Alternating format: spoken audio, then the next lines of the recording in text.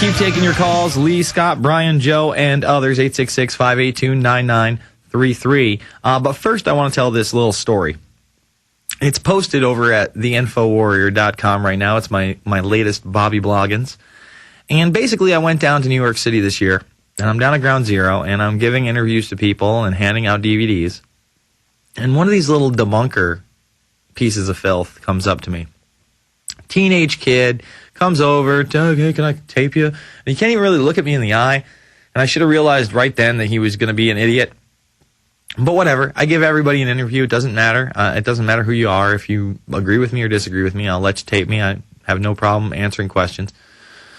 So the little punk, I mean, again, couldn't even look at me. Really skinny guy, really pale. He starts taping me and accusing me of all this stuff, and I keep refuting him, and I say, no, that's not what was said. I end up getting mad at him. I even curse a little bit in the video. But the video basically calls me a liar and says that there is no evidence that anybody in FEMA ever said that it was 2,700 degrees at the World Trade Center.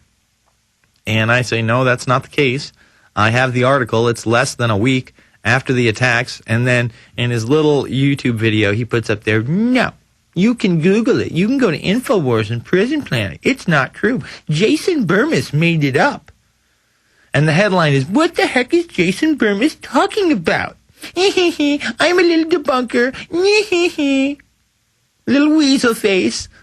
So I was at my computer today, and I had to hook in one of my loose hard drives, and I thought to myself, you know what?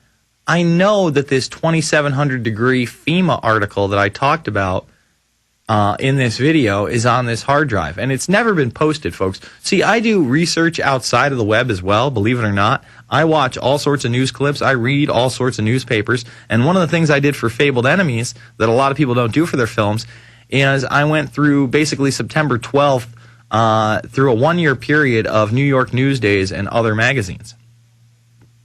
And so anyway, the article is about the fact that they're not going to be able to identify a bunch of the bodies. And in it, the head of FEMA operations, Federal Emergency Management Association operations in New York, his name is James Bakersky, or Bakersky, not sure how it is. If we could pull that article up, if you could click on the actual article and show it to the people, it says in there, well, when you have temperatures of 2,700 degrees, again, I didn't write the article, I didn't put the words in his mouth.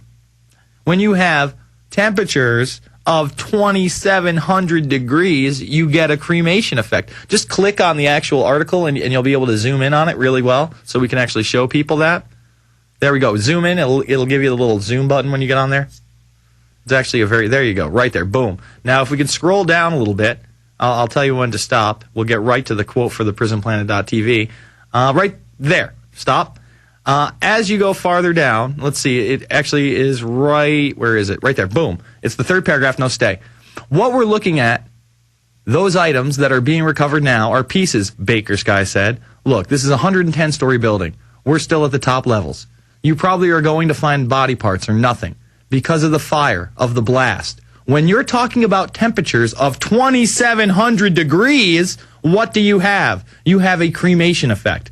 Now, this was printed on September 16th, 2001. This is the head of FEMA out of New York. Don't tell me that FEMA didn't say there were 2,700 degree temperatures there. Don't tell me. Hold on. Yes, sir. That's like Bo Dietl says in Truth Rising. He says there were no bodies. Where are the people? Bones this big. Yeah. The concrete turned into powder and shot, hundreds and hundreds of yards and drifted miles. Yeah. I mean, that is the reality here, and they just deny. Just like they denied that NASA had all those photos of the molten steel. They just go, no, you're liars. Yeah. The thermal imagery is fake. Listen, a lot of these guys are on government payroll. Yeah. It's now declassified. They stage terror attacks. The truth's out, and these guys, on these government payrolls, their money's even being devalued. So now they're going after the Obama deception because, of course, that's fake, too. Oh, I'm not even talking about those. I know, yeah. Yeah, no, sure. Lincoln didn't fight with the bankers. That's fake. Yeah. They stoop at nothing, folks. They are snakes among men. I tell you that because they are slithery, reptile-like beings that have no souls, and cold blood. That's what they are. We're going to take your calls on the other side. It's the InfoWarrior with Jason Bermas. They revel in fooling people. Yeah, they love it. Fool. Yeah, they love to be little magicians in their own world and pat each other on the backs. It's the InfoWarrior with Jason Bermas, PrisonPlanet.tv, Infowars.com.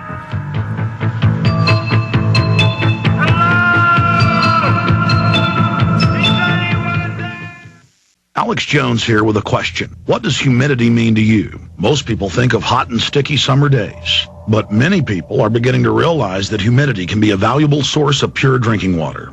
That's why I'd like you to visit acolablue.com. Acola Blue is a state-of-the-art atmospheric water generator producing purified drinking water from the humidity in the air using reverse osmosis and a 5-stage carbon and UV light filtration system, which produces great tasting water at an unbeatable price. Finally, drinking water that you control. I use one every day. Say goodbye to expensive water delivery services and storing 5-gallon bottles of water in your home. The Acola Blue 28 is shipped right to your home, ready to make close to 7 gallons a day, right out of the box. They have a 30-day money-back guarantee. Call Acola Blue right now at 1-800-691-6043. That's 1-800-691-6043. Or visit Ecola Blue at ECOLOBLUE.com today.